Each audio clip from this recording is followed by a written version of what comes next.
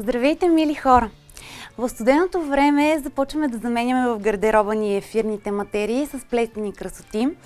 Започваме да търсим малко по-земни, тъмни тонове декоративна козметика, но пък често забравяме нещо изключително важно, а именно промяната на грижата за нашата кожа и по-точно грижата за ръцете ни.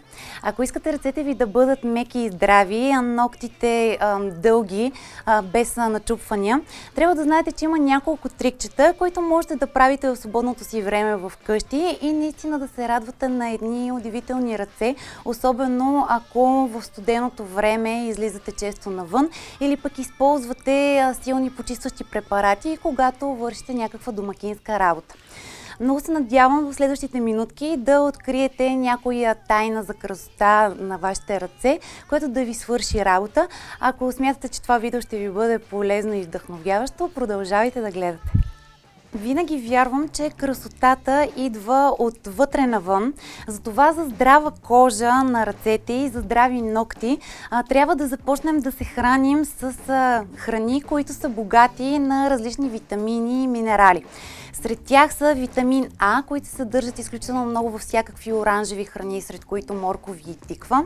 Витамин Б, които можете да откриете в банани, картофи и леща, както и омега-3 и омега-6 масни киселини, които можете да откриете в различните риби, ленено семе и дори в маслото. Разбира се, за смяната на сезона трябва да започнем да сменяме постепенно и бялата си козметика. Ако през лятото използвахме кремове за ръце, които са с по-висок слънцезащитен фактор, то през есента и зимата слънцезащитният фактор може мъничко да падне, но пък за сметка на това е хубаво да обръщаме внимание на опаковките на кремовете за ръце и да се спираме на такива, които са с витамин А и с витамин F, които ще обогатяват допълнително кожата ни с полезни вещества. Винаги има и варианта да си купите някой крем, който е богат на алоe вера, но моето предложение е да се здобиете с едно такова чудодейно растение директно в дома си.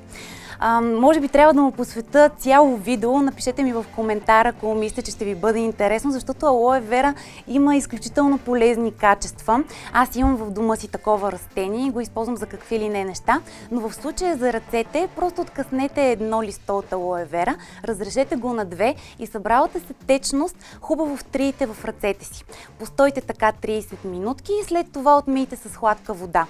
Ако сте от дамите, които нямат миялна машина в дома си, както мен, например, най-вероятно знаете, че колкото и да щадим ръцете си с най-различни препарати, в крайна сметка тази химия малко или много изсушава кожата на ръцете ни, а освен това уврежда и ногтите ни.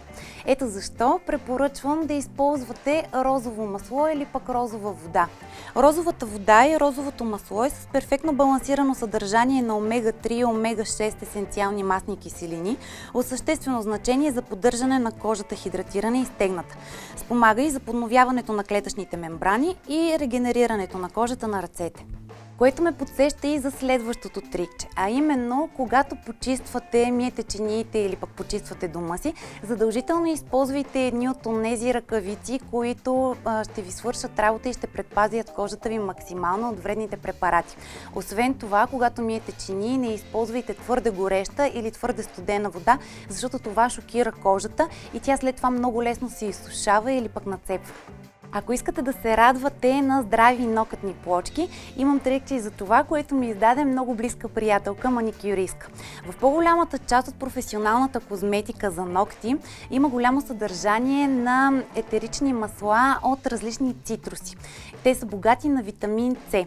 Ето защо един много добър трик е просто да се здобиете с един лимон или пък с един грейпфрут или портокал, да го разрежете на две, да използвате сока за фреш или пък за някакъв дресинг за салат, а останалото, двете половинки, да използвате така, че да си набучите пръстчетата в тях, да попият много хубаво нокътните ви плочки, да изчакате поне едни 15 на 20 минутки и след това да отмиете с хладка вода.